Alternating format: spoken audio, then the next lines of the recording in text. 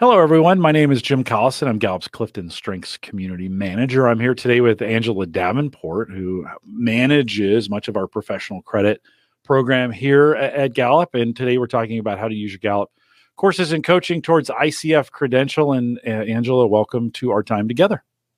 Thank you, Jim. Great to be here. So great to be here. Why don't you get us started a little bit? What are we doing here and what do we hope to accomplish in the time that we have together? The goal of our session today is to help people understand how they can use their Gallup courses and coaching towards an ICF credential, if that's a goal for you. We often get questions about that from the coaching community. So the purpose of today's session is to help answer those questions and show a few examples of how Gallup courses can contribute towards the requirements of an ICF credential. Let's go ahead and advance to the next slide. I think, Angela, for us, who does this really apply to? Like, if I've gone through a course or I'm thinking about going through a course, really quick, just set up before we talk about how to apply. Who is this for? Yeah, this is for anybody who is thinking about an ICF credential, right? So oftentimes people attend our Gallup Global Strengths Coach course and they're exposed to the ICF competencies, or they are an experienced coach who has many tools in their toolbox and they're adding CliftonStrengths coaching to their toolbox. And they're thinking about either renewing an ICF credential or pursuing an ICF credential for the first time. So we're going to talk through how can you use your Gallup experiences to support either an initial credential or a renewal. And I think some individuals come to ICF and they may know nothing about it. They've heard about it. They've come to one of our courses because their employer sent them or it's something they wanted to do. Before you dive in on this, I'm sure a lot of questions are answered on the ICF website, right? So they can head out there. That might be a good place to start to get requirements, to figure some things out, to get familiar with it. Would there be anything else you'd recommend if folks are coming to this saying, I've never heard of ICF before? What are you talking about? Yes, absolutely. That's such a great point, Jim, because ICF is the International Coach Federation, and they are known globally for their coach education and certification credentials. And this is something that it's a professional designation that some coaches decide to pursue. It's not a requirement. We have we're as a Gallup program, we know that our programs can contribute to an ICF certification. And so it's really up to each coach to decide if they want that credential from ICF and if it's worth pursuing. And I will say that you really need to be committed to that goal if you're considering it, because there are quite a few requirements. And that's exactly why we're doing this session today, because people get confused and there's a lot to it. And it takes dedicated time and effort on the coach's part to meet the requirements and then submit the application and sustain the credential. So there is a significant investment, time, effort. There is, of course, a financial investment as well. The ICF website is great. There's tons of information. The thing to know is that there are 3 different credential levels. And so sometimes that creates confusion for people. But if you just take a little time to read on the website, the credentials, the entry level credential is the ACC. We're going to talk about that one today. On the slide, you'll see I took a snapshot of the website because they have this great section of how do you apply? What are the steps you need to work through to think about applying, to prepare for applying, and what documentation do you need? So I always recommend people check this out, read through it first to really get a lay of the land of what the requirements are, to then decide, is this something I want to invest in? And if so, then you have clarity around what do I need? What do I have? Where are my gaps?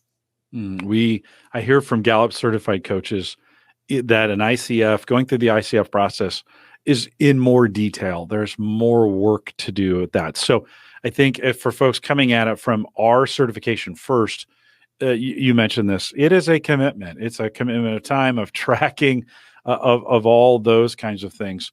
But many of our coaches do it, and the two work hand in hand together. It's not an either or; it can be a both and. We have coaches that are ICF certified first, and then come to get their Gallup certification. So both of them work together, not the same thing, but both of them work together. Continue on. Angela. Right, exactly.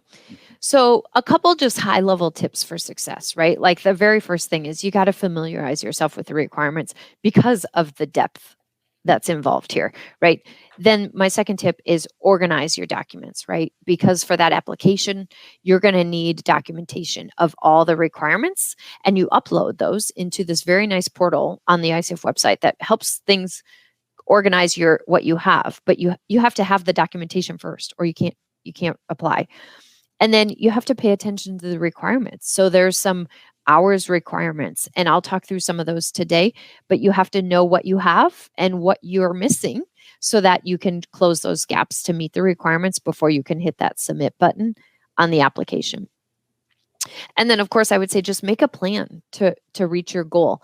I like to challenge coaches to think about their top strengths and which strength or strengths can they use to achieve this goal, because it does take that time and investment, and it may take many months to meet the requirements, to do everything and submit. So this is a much longer journey than say even what it takes to go through the Gallup-certified coach credential. Yeah, in most cases, we require 6 coaching sessions.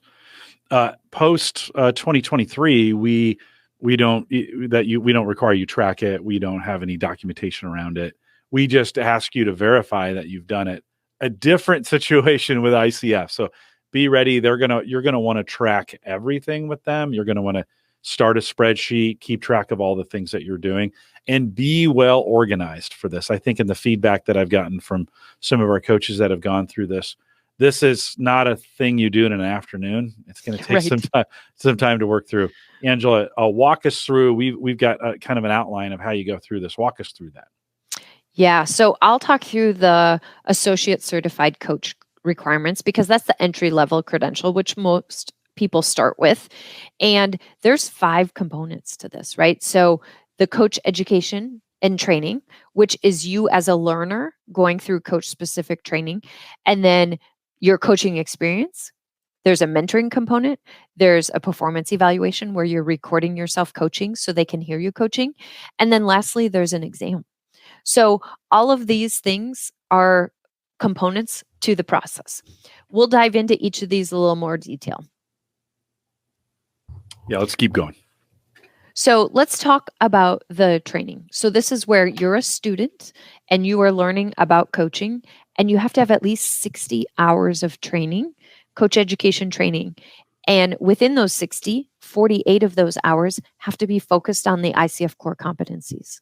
So I'm going to walk you through 2 examples showing how our Gallup courses contribute, because of course, Gallup Global Strengths coaching course, right? Like that's a great course that gets you a good chunk of hours towards this requirement.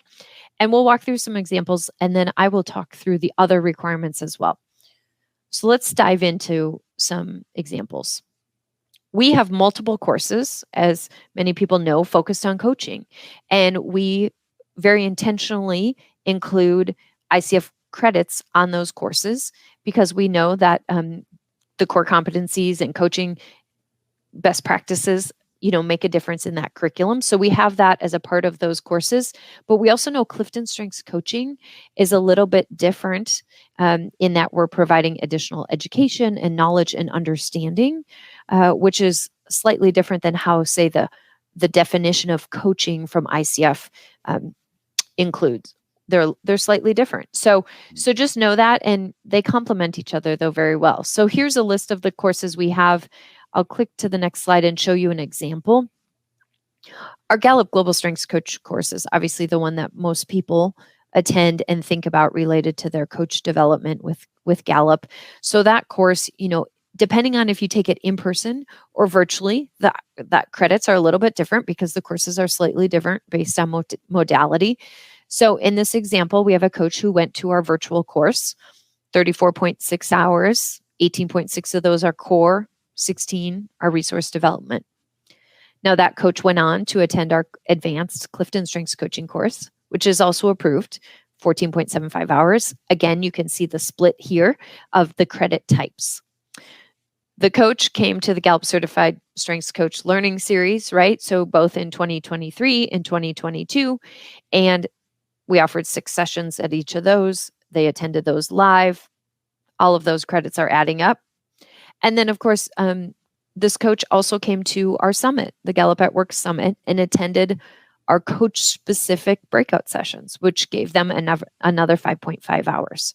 So thinking back to that requirement of 60 hours, with 48 being a minimum of 48 being focused on core competency. In this example, you can see that from all of that experiences with Gallup, this coach has over 66 hours of training, and they need just 5.4 more hours of core to meet the requirement. So they're at 42.6. They have to get to 48 core competencies. So they're almost there. One more course from another provider would get them to the 60. And of course, ICF allows you to go over 48 core, right? You could take programs that have less resource development hours, but they do allow up to 12 hours of resource development.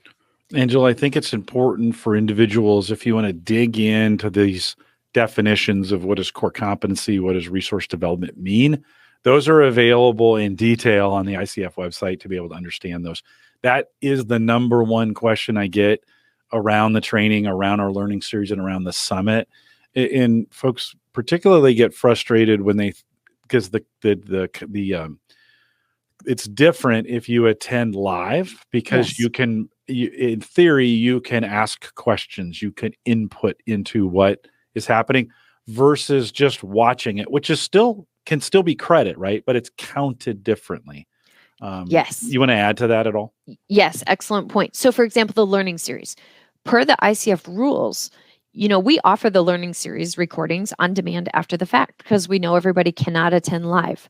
Well, per the ICF guidelines, if you watch that on demand, even if it's a demonstration of coaching, that if you watch it on demand is considered resource development hours, because ICF knows in that learning environment, you cannot ask a question of the instructors or the presenters, right? Versus if you attended live, you could participate after we do the demo coaching. You can ask questions in the chat, and you can have dialogue within the learning context. Mm-hmm. So that is something that on-demand learning is fantastic, Mm-hmm. but ICF realizes there's not that instructor interaction. So again, that's an example of one of their requirements, clearly defined on their website.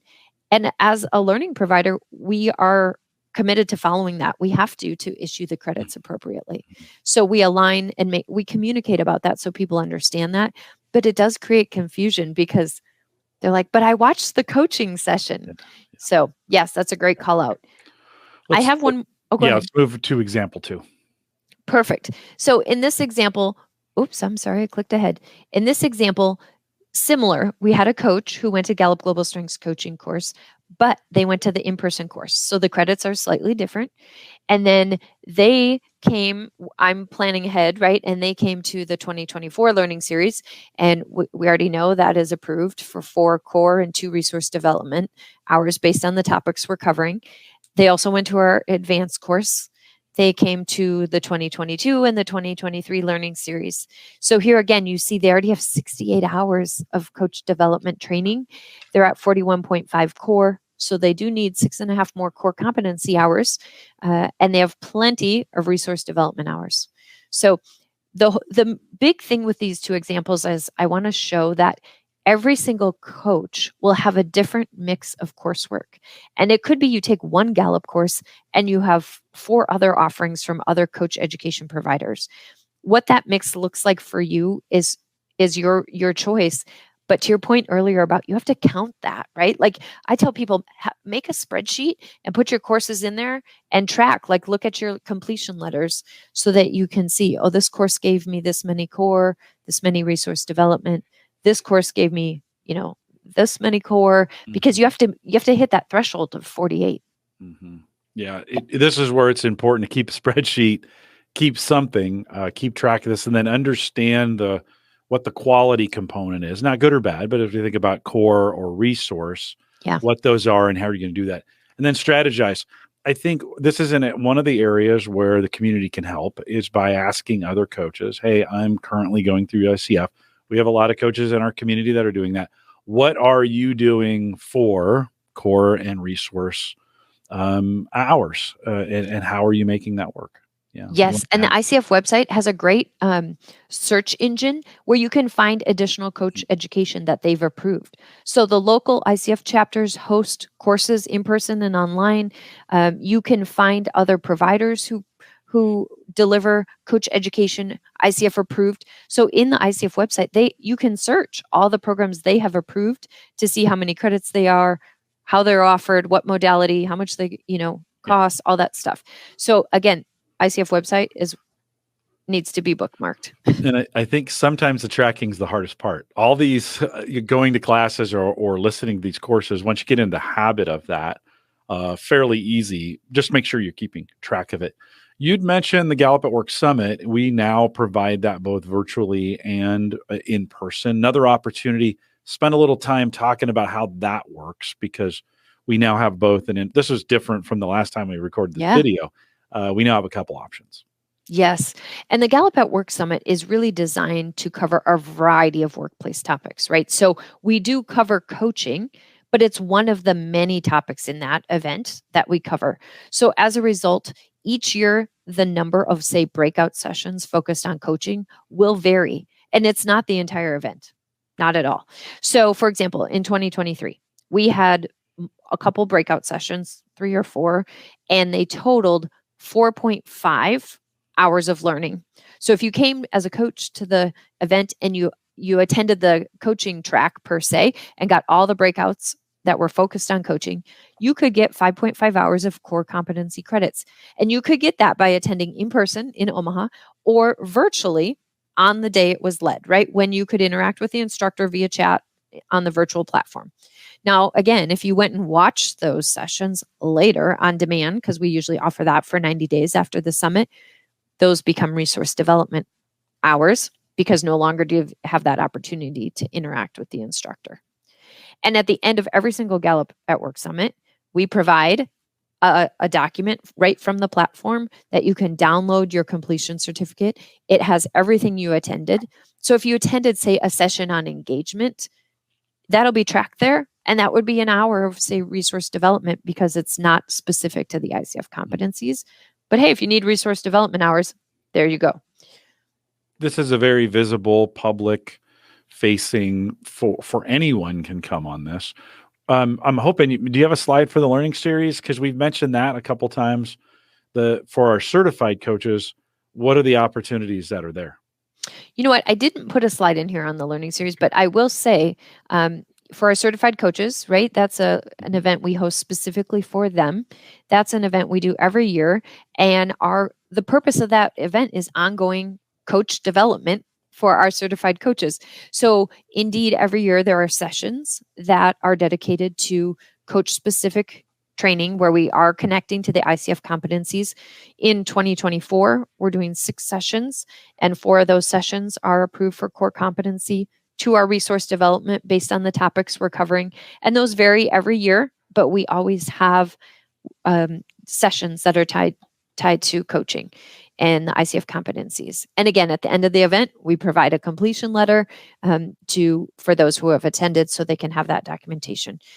Regardless if it's for an ICF credential, it could be for a SHRM credential, HRCI credential, or just ongoing documentation to provide somebody's employer to show that ongoing learning. And for our certified coaches, that takes place early in the year, late January, early February. That's happening right now. If you need information on that, or even after the fact, send us an email, coaching@gallup.com, and we can get you the information on that. Angela, let's talk about coaching. Yes. So back to the 5 requirements, right? So we talked about education. That's a big one. That I would say typically takes the most time in the process. And then the requirement around coaching, you have to have coaching experience to apply for the ICF credential. So for the ACC credential, that entry level one, you need at least 100 hours of coaching experience. So all of your CliftonStrengths coaching can count towards that, including the 6 you do to earn your Gallup-certified strengths coach credential, right? So you have to keep track of that.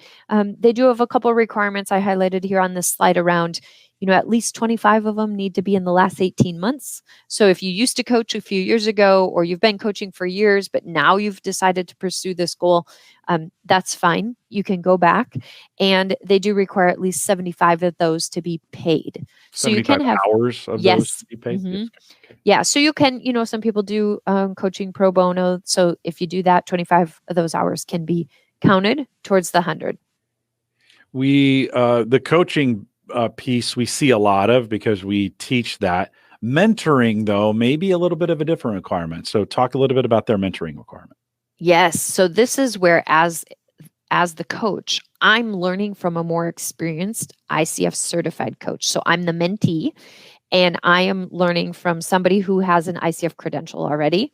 And I have to have 10 hours of this. And the idea is they want you to do this over time so that you could learn from an experienced coach and apply what you learn in your next coaching session, say with a client, and then come back to your mentor, talk about how that went, and again, apply in your next coaching. So they require that 10 hours to span over a minimum of 3 months. So you cannot smash this into an afternoon, like you mentioned earlier, right? Like you have to do it over time. So you're integrating what you're learning from that mentor into your coaching. And again, there's requirements around who can qualify as a mentor. Somebody has to be an ACC certified coach in their second cycle. So that basically means they've been ICF certified for at least 3 years, or they can be a PCC or an MCC, because those are the higher tier credentials. Now, at Gallup, we have full-time coaches who are CliftonStrengths experts who are also ICF certified. So if you wanted to do a mentoring hour with a Gallup coach, 1 hour, multiple hours, all 10 hours, you could do that. We do offer those services, and you can find that information about that coaching on our website. So store.gallup.com, and you just search coaching, and we have a specific offering out there listed as coaching session for coaches. And, when you register when you schedule that, you just say, hey, I want to work with an ICF certified coach who can qualify as a mentor. And then you could be paired with one of our ICF certified coaches. If I wanted to book all 4 or book multiple sessions, can I do that as well? Yes, you can. And on the store, we list that if you purchase 4 sessions or more, we do offer a discount. ICF allows you to have multiple mentors. So you do not need to do all 10 hours with one coach. You can do it with 4, 5, 6. I mean, you can have multiple, right? So this is an area where I think the community can help each other too. I know sometimes coaches will say, hey, I need ICF mentoring hours. Can I coach you and you coach me? And then it's an exchange. And if you're partnering with an ICF certified coach, that can count for a mentoring hour. Mm-hmm. Yeah, we see that communication happening in our Facebook groups, and so that's an option as well if you want to reach out that way. Like always, if you have some questions around this, or you want some specific information, or you want us to have somebody get in touch with you to help you get these done, you can send us an email, coaching@gallup.com, and maybe flag that you're going through ICF training so we can get it to the right folks and get you some help on that. All right, let's move on. Next requirement. Talk about performance evaluation. This one makes me nervous, by the way. Performance evaluations. They're going to judge me? Yes, they want to know if you're a good coach. Totally. Which, you know what, I appreciate about the credential, because it takes a lot of time and effort to record a coaching session. And then ICF listens to it, and they give you feedback, and they give you a report that shows how they assess how your coaching stacked up against the ICF competencies. So it is very insightful to people to get that back. Now, yes, it causes people to be very nervous, right? And you have to submit a recording with a transcript. And I always tell people, plan to record like 3 or 4, not 1, because the minute somebody wants to record 1, they feel like they have to be perfect in that coaching session, and then they're not present in the coaching. So I think it frees people up if you book multiple. And these are the ones that, if you want to book with a good friend and coach somebody for this purpose, go for it. But remember to treat that person like you would a client, because they're listening for, are you establishing rapport? Are you establishing the coaching relationship? They're looking for all the competencies in there. So they have some requirements around length, right? They won't take anything less than 20 minutes. And if it's over 60, they're like, forget it. We're not listening to that. So you have to be within that time frame. And you also have to provide a transcript. And the details around the file and how you upload and all that are on the ICF website as well. Yeah. But my pro tip is go ahead. record multiple. Yeah, for sure. And this used to be a lot harder before COVID, before the COVID hit us, because the services just weren't there to do this. But we got so much better at remote access. Zoom can do this now, provide the transcripts. There's translation, or there's transcription services as well. You can upload your audio to record that. There's different platforms to get this done.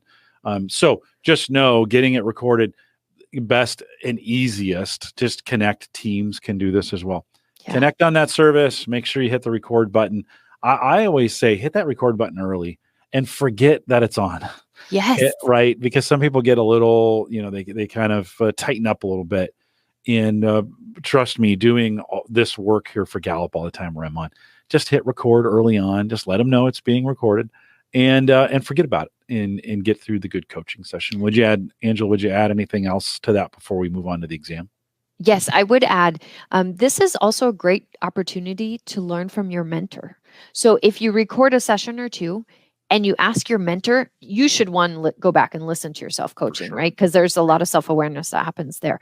But have your mentor listen to it, and then use one of those hours in the 10 hours of mentoring to have your mentor talk about your coaching. Have them give you feedback, because then you can improve and you can hear like where do they hear gaps. Doing all that before you send it to ICF to have them listen to you is a great way to make sure you're really ready. So the recording that you are sending to ICF is your strongest submission. Great. Good. All good advice. Let's talk about the coaching or the exam. Sorry. Yes. The one other thing I'd mention, the first 4 requirements here.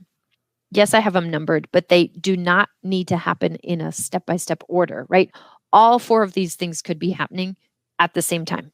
So you can be working on your training. You can be, obviously, your coaching, right? You can have those mentoring sessions. So you decide when you're ready to record your coaching for the performance evaluation. The exam is the only thing that happens at the very end. So if you're nervous about the exam, I swear people always get nervous about the exam. The thing I would remind you is the exam is like a couple months away from the day you start the school, because you have to do all the first 4. And then actually before even the exam, you're going to the ICF website, you're logging in, you're taking a brief survey to answer what type of credential you're pursuing. And then you get your login to go into the portal, and you upload all your documentation around these first 4 requirements. And then once all that is in and you hit submit and you pay, they're reviewing your application. Once that step is done, then you get the invitation to take the exam.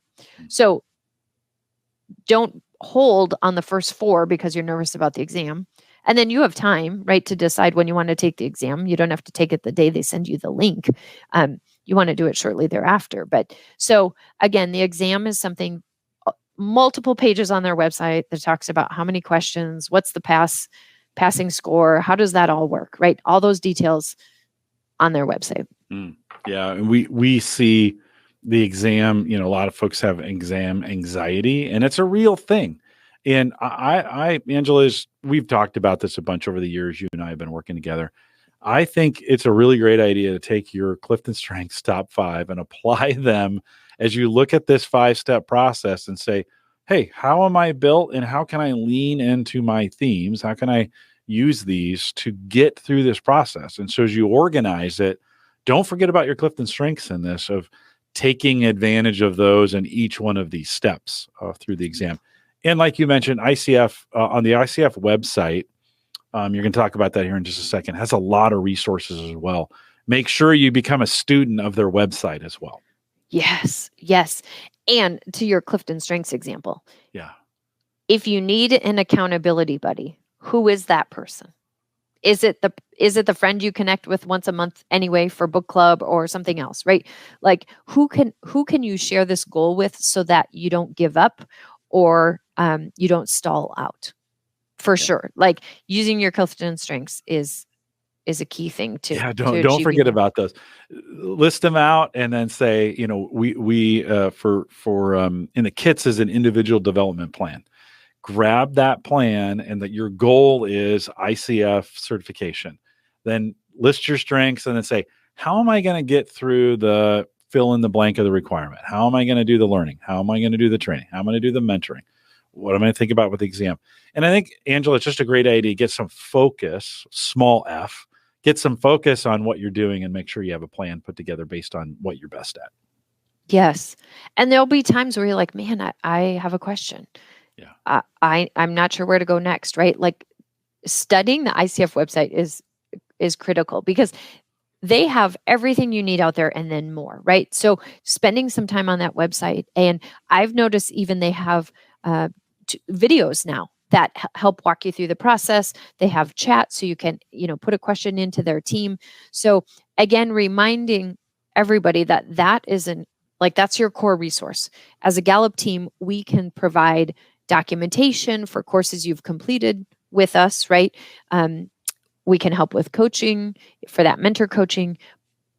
But to really earn the ICF credential, you work with ICF, right? And you have to go to their website and you have to use their portal and you have to ask your questions there and really invest in those resources. And it's a great site in terms of plenty there to answer questions because they know lots of people are going through this process and there's a lot of components to it. And you're not alone. And there's a lot of CliftonStrengths certified coaches that have gone through this process, are going through this process, and can also continue to give tips based on their own top 5 as well and how they approached it.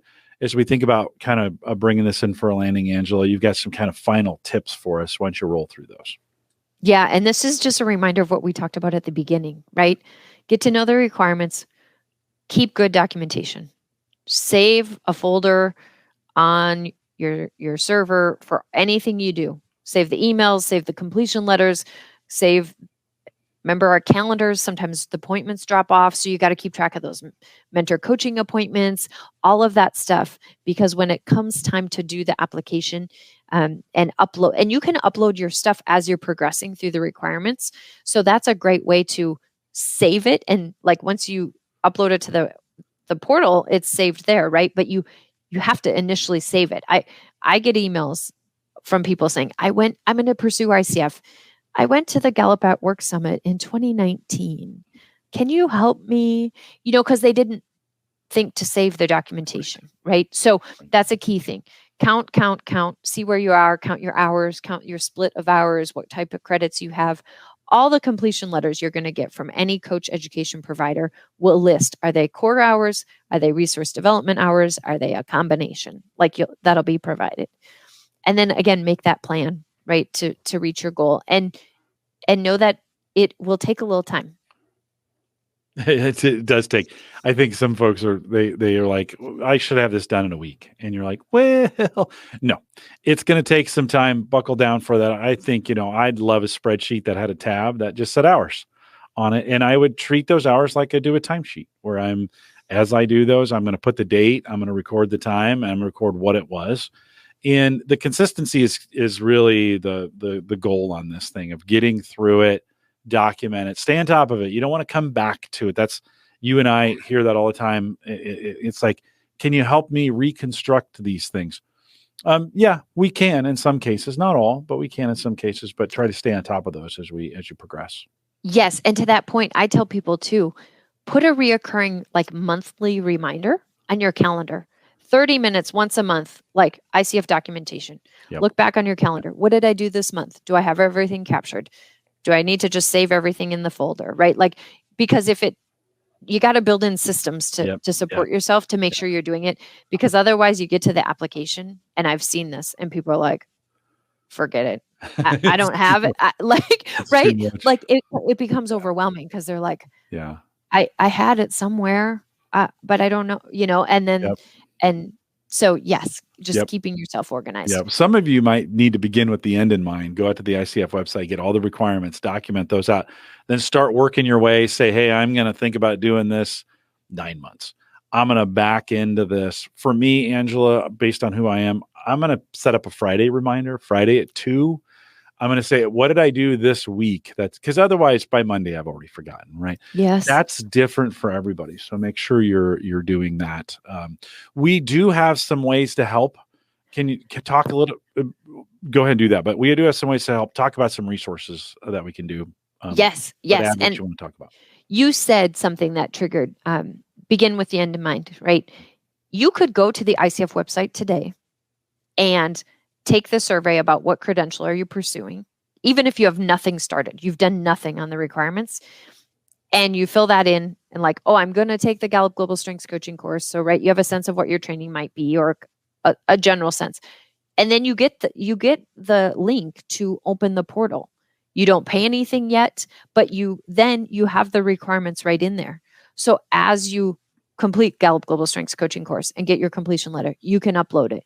You do your first one-on-one mentor coaching session. You can go in and type your coach's name and date, and all of a sudden, and there's this progress bar. I love it. It shows like, oh, I need 10 hours. I have 1 hour. And so you can enter as you're meeting the requirements. You don't actually pay until you hit submit once you have everything. Okay. So for those who want the system that ICF has in place to support their tracking, I would say begin with the end in mind. Go to the website first.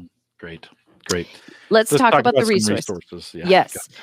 So, of course, we've mentioned the ICF website, I think about 40 times so far. That's obviously your primary resource. For any coaching with Gallup for the mentoring, you can go to store.gallup.com. If you need a completion letter for a course you completed with Gallup in the past that you forgot to save or didn't ask for at the time because you didn't have the goal yet, you can email us at ceu@gallup.com. So ceu@gallup.com. Capital then C, capital E, capital U, just for our audio friends, at gallup.com. Yes, continuing education units is what that stands for. And then, general questions, of course, we have our coaching at gallup.com inbox. But again, if it's general questions about the ICF requirements, those really need to go to ICF.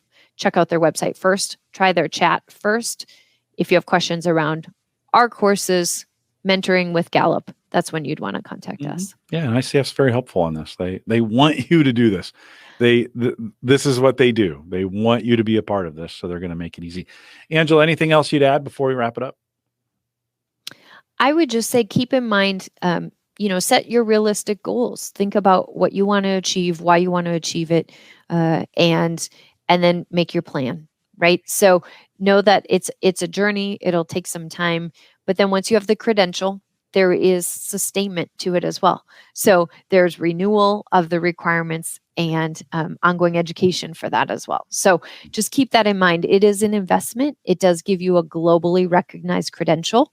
And for independent coaches, that's often very appealing. So if that's for you, check it out. And just know that Gallup experiences can help you reach that goal. And we're happy to help provide documentation to support that. Yeah, it's great. Angela, you and I have been doing this for a very long time. We have videos to prove it from, I think, even no beard days. And so we have a lot of expertise around it. So like Angela says, make sure if you have some questions, you reach out. Start with ICF first, then jump in on it with us. Well, thanks for joining us today. Appreciate you watching the video. Again, coaching@gallup.com if you have any questions. Good luck on your ICF journey. Hopefully after this video, you'll choose to do it. Thanks for coming out. With that, we'll say goodbye.